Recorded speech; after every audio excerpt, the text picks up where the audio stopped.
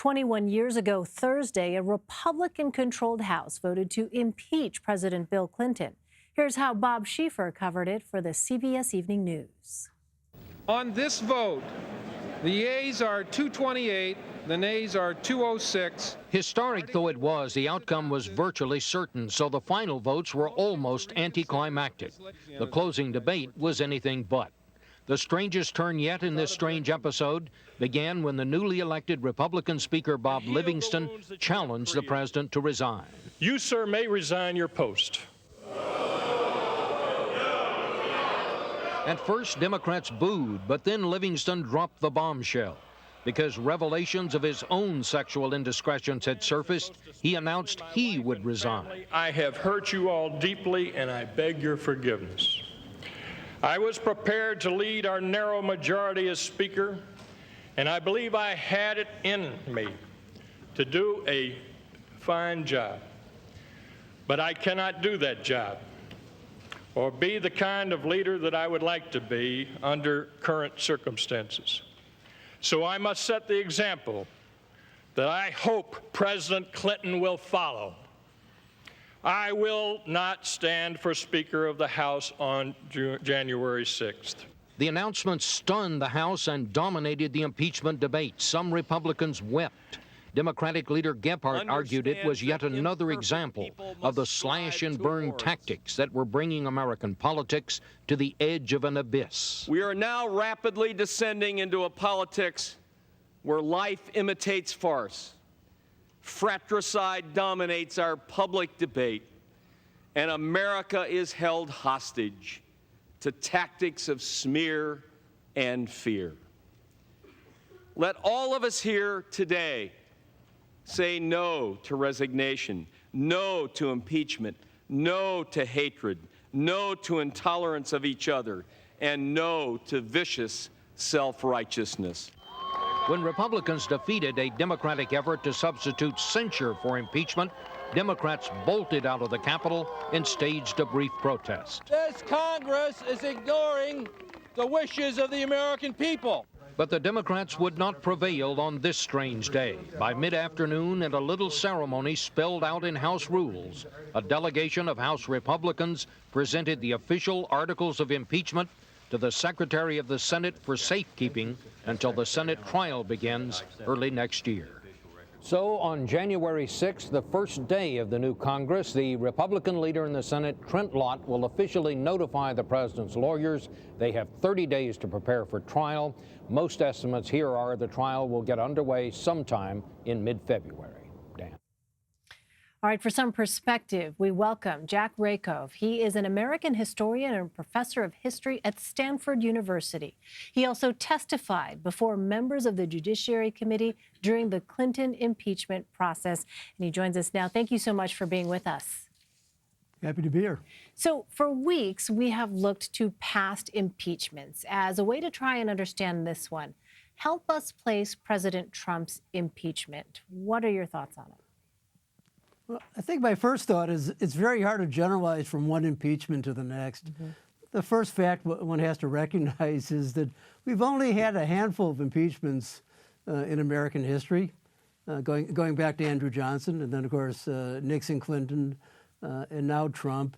The circumstances behind every impeachment have been different. The kinds of issues raised in every impeachment have been different, and the kinds of political calculations that come to bear have been different. I think the first big takeaway I would have here is we don't really have a doctrine of impeachment. It falls to every Congress, or that's in a certain sense to both every House and every Senate in terms of how the whole impeachment process works, to figure out the rules at the moment when history strikes.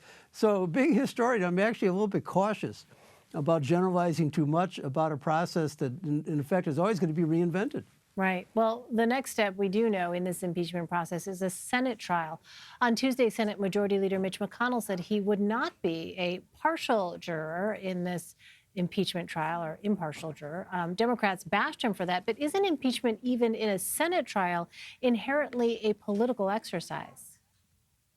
Well, everything Congress does is inherently political, and particularly, I think, in the modern age, when every congressman's first ambition is to get reelected and to calculate how his or her behavior will depend on how impeachment unfolds. But I think we're also in a situation that's extraordinarily dynamic. And I think the fallout from what happened today, the way in which the public will perceive, let's say, a hardline Republican policy saying we're not going to take any witnesses, we're going to get rid of this trial as quickly as we can, with Democrats insisting how can we judge the fairness of the charges if we don't have witnesses present. I think that's going to be a very volatile situation. So McConnell has started out with a hardline position. Democrats are going to try to find ways to snipe at it or to circumvent it or to put him under a lot of pressure. And I think until we get a sense of how the public opinion is going to unfold and how it might evolve in the days and weeks to come over the Christmas holidays. Of course, Christmas holidays are not the best time to be having deep political thoughts. So I think in one sense, McConnell staked out a position. The Democrats are starting to formulate theirs. I think it's a very volatile, dynamic situation. Right. Well, I want to play how President Trump reacted to the House impeachment vote today and how President Clinton first reacted on camera to the House voting to impeach him. I have accepted responsibility for what I did wrong in my personal life, and I have invited members of Congress to work with us to find a reasonable, bipartisan, and proportionate response. That approach was rejected today by Republicans in the House, but I hope it will be embraced by the Senate. I hope there will be a constitutional and fair means of resolving this matter in a prompt manner. It doesn't really feel like we're being impeached. The country is doing better than ever before. We did nothing wrong. We did nothing wrong. And we have tremendous support in the Republican Party like we've never had before.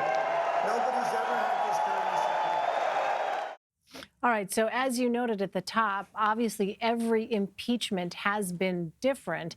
But with that being said, have you seen any kind of parallels, things that are similar or things that are different in the way these two presidents handled impeachment?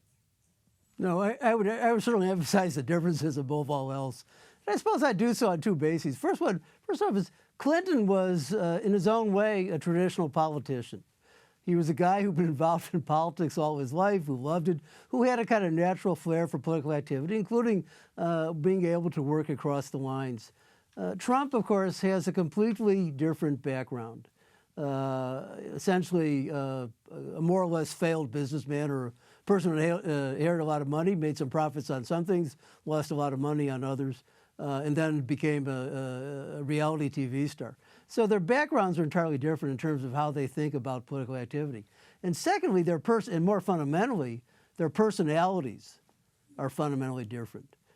Clinton, was willing in his own way, with some reluctance, to admit he had erred, to admit he had sinned, to admit he had kind of compromised the confidence of his supporters, to admit he had lied, during the grand jury proceedings and so on, and to feign or represent being apologetic by that. Trump can never admit he's done anything wrong. He is, as many people, including most notably George Conway, like to say, he is an utter narcissistic psychopath.